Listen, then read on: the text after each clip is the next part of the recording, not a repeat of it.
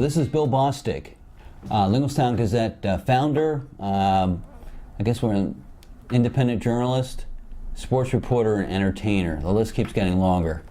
I'm going to be visiting with Tim McCarthy today. We're going to be talking about Epilepsy Month, Epilepsy Awareness Month. And before we dig into this, Tim, why don't we acknowledge people who are helping out so we can have this show. Please. It's called the Gazette Lifestyle Show. Our newest supporter is CBC Cabinetry and Flooring, based in the Lingelstown area. You can look them up on the internet. Again, it's C as in Charlie, B as in Bravo, C as in Charlie, Cabinetry and Flooring. I'd like to thank them for their monthly support. Also, Springgate in the Village, which is owned and operated by Springgate Vineyard and Brewery. There's no business, so to speak, going on there. It's right across the street from St. Thomas Roasters and Mellow Minded Cafe. But the facility is open and available for rental. If you have a special event, birthday party, Christmas party this time of year, New Year's, whatever, you can get in touch with Springgate Vineyard and Brewery and rent the Springgate in the Village facility in downtown Lingelstown. And lastly, want to acknowledge my videographer, Matt Stanball, who does weddings as well as commercial work under a company named The Coalescent. And Matt's been a big help as we've started up Lingelstown Gazette. So those are our supporters. I'd like to thank each and one of them. And Tim, you were in touch with me recently about Epilepsy Awareness Month. Yes. So what kinds of things do you want to make us aware of as people watching this show? Well, epilepsy awareness has changed a lot in the last 20 years. Since I was a teenager, there's a lot more support groups. The Epilepsy Foundation in Western Central Pennsylvania now has groups out of Hershey Med that you can actually go to once a month. Okay. There's also a lot of online groups that you can actually go on via social media through Facebook, and you can connect with people from, my wife and I both have epilepsy, and we've connected with people from Australia, South Africa, Canada. So it's a great resource and a great support group. Yeah, and Tim is one of my, I guess, biggest fans. Yeah, so I'm one of your biggest fans, yeah. Usually whenever something shows up, he's quick to like it. I've never seen him unlike or not like something. I mean, I think you're not too critical of what I'm doing. No, not critical, no. But what I've learned, that, and Tim mentioned it, he does have epilepsy. Yes. He's also blind. Yes. And as I've gotten to know you, I mean, I really look up to you in the fact that you have such a positive outlook. You seem to work with your disabilities in a positive way, and you don't seem to. I mean, I'm sure there's moments where you're down, but I mean, I have not experienced that. 5 years ago, I came back. I was out of the state for a little over 10 years, and I came back about 5 years ago. Okay. And when I came back, I didn't know what to do, where to go. I just started getting back to the area and everything. Now, where did you grow up? Here in Lingelstown. Okay. So I grew up in Lingelstown, right off of Blue Mountain Parkway, right before you go into the mountains and everything. And you went to CD? Yeah, went to CD and everything. Went to McDevitt for a while too. So yeah, a little bit of everywhere, and it was definitely a different experience. When I came back here, I didn't know really what to do. So I had to get back into the swing of things. My medical condition had gotten worse. Okay. And it wasn't just a simple go to your neurologist, go to your doctor. I think you're coming up the mic there. Okay. Sorry about that. It wasn't just that simple. So I had to get involved with lots of groups, lots of help. My wife has epilepsy as well. About March of this year, I actually had it's going off now. There you go. Yep. A device put in my chest that goes into my head that helps me with my epilepsy. Yeah, you said you're able to actually be more active, getting out and about and all that kind of thing. Yeah. Okay. And I mean, as someone, I've never really been around anyone with epilepsy for any length of time. So what would you like to make people like myself aware of? Epilepsy is a chronic condition that doesn't go away. Right. If you have epilepsy, it's not bad, or you shouldn't feel afraid. If you know people who have epilepsy, their life isn't over. That was something when I was growing up. My wife and I growing up, we said, if you have epilepsy, it's over. You're done. Now it's changed a lot. So your life isn't over. There's lots of potential.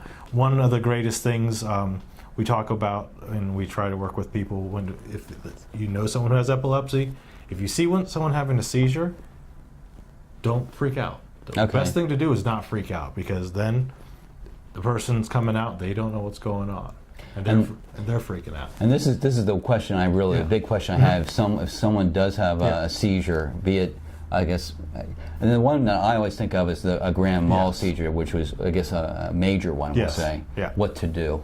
If someone has a grand mal seizure, you know someone who has a grand mal seizure, first of all, you see it, don't panic. Okay. Another thing to do that's a common misconception, don't put something in their mouth. Okay. If they're choking, they sound like they're choking, or you hear noise, best thing to do is put them on their side. Clear the area around them. So if there's bags or anything, make some space for them. Also, one thing to do is don't touch them. Okay. I sadly have had actually people try to touch me or restrain me, thinking that if they restrained me, I would be better. No. You need room to move. Yeah, need to move and let the muscles move. Okay. That's a sad thing where people will think, put something in their mouth because you hear them choke. They won't swallow their tongue. Yeah, no, exactly. It doesn't happen. Okay. So put them on their side. Be sure there's space area, and don't restrain them. Just be sure they're not hurting themselves. So if you see them moving around, one thing you'll find with people with epilepsy is you'll have medical alert bracelets. Yeah, you can show that up. There you go. There you go. Medical alert bracelets. I'll give you the medical condition. Actually, this one actually tells people that it has my medical condition, epilepsy, blind, and it also says that I have a nerve stimulator. I can't go through metal detectors. Okay. Metal things. If they have to physically revive me if I were to code. Okay. Because an electrical one would actually send me into shock because of the. So, and all EMS people should know what that means. Thank God for modern technology in today, because one thing they didn't have a long time ago is smartphones. Yeah. And there's actually lots of resources there, and one of these apps on my phone is actually a medical alert that has my information, my intractable epilepsy, which is considered a drug-resistant epilepsy, and also has my ICE contact, so it's not trying to figure out or find out who it is or dig through That's stuff. to do with immigration, right? No. ICE No, or in case of emergency. Okay. I'm sorry, yes. In case of emergency. Yes. Thank you for making me laugh about that. Yes, in case of emergency, so they can get a hold of my wife right away. Okay. And now you had mentioned that your life is not over. No. So what are one or two things that have occurred that you've gotten to a point where you can live a fuller life without being always worried about having something go wrong? Well, one thing that I've had to do now is I've had to change the way I do things with my life. For an example, we're doing this interview here. I had a seizure at Tim's home, which is where we're at. Yeah. Okay. Yeah, a couple days ago I had several seizures. I have a cycle each month, which lasts 6 to 12 days, which is not good. Some days are better than others, but once I start the cycle, I pretty much have to rearrange my life and rearrange how I do things. I manage and make plans when I go out, and then I do a lot of advocate work through my home. Right, you work out of your house. I work out of my house, yeah. So I work with people, I work with schools, I work with a lot of people who ask, well, what can we do to help this student? What can we do to help this family? I know someone who has epilepsy. What can I do to help them? Where can I find some resources? And then I give them the information. Now, do you work for an advocacy that pays you? No. Okay, no. So you're doing this just as a volunteer? Yes. Okay, yeah. Gotcha. Yeah. My wife and I are advocates through the Epilepsy Foundation, which means we pretty much will help the Epilepsy Foundation with anything from information to education. And then we branched out and actually started working more with groups through social media, which came out of Canada. Okay. Connected with Canada. So we'll work with groups, and that helps give a perspective that you're not really alone. And even though it's further away, it's all very similar. Now, I noticed that during that segment there, your voice did change. Yes. So can you explain what was happening physically? Yes, let me move this out here.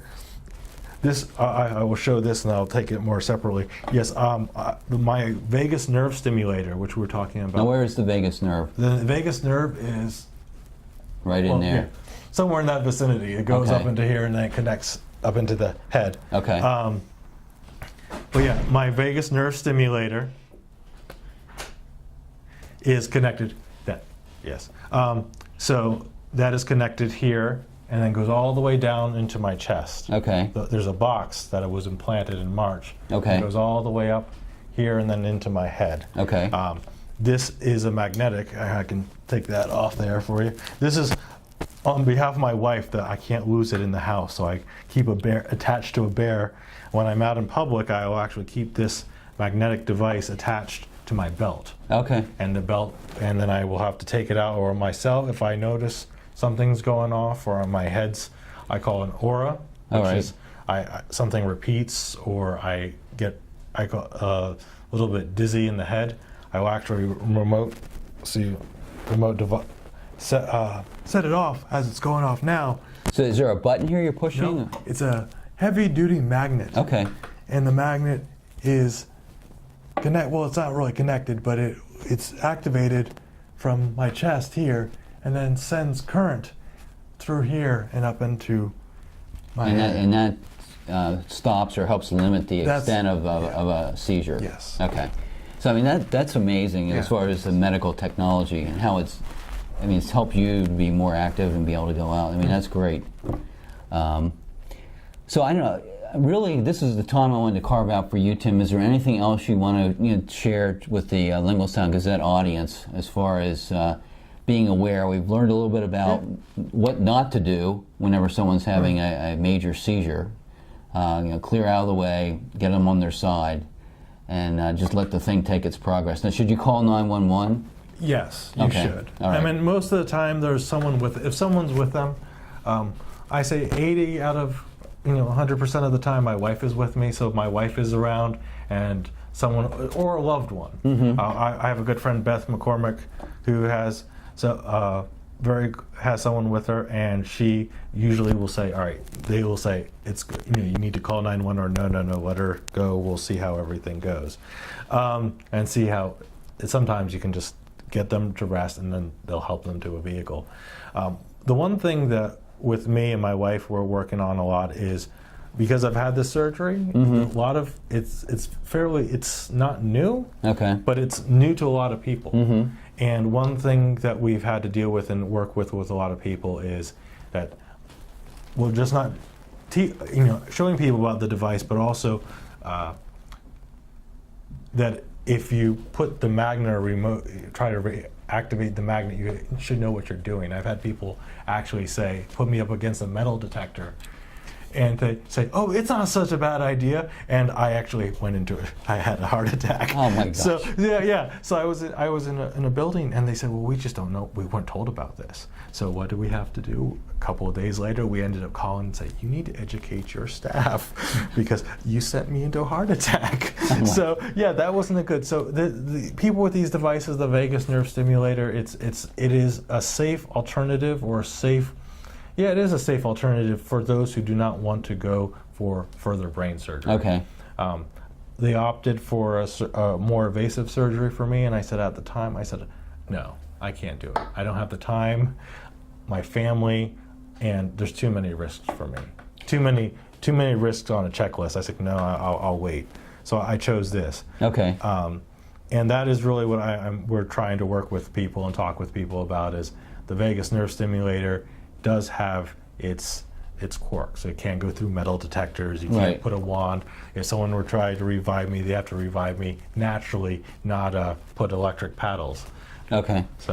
So the vagus nerve stimulators, you're letting people know they can give them hope for a better life. Yes. That is one way of going. Right. I guess the last thing I'd like to touch base with you on,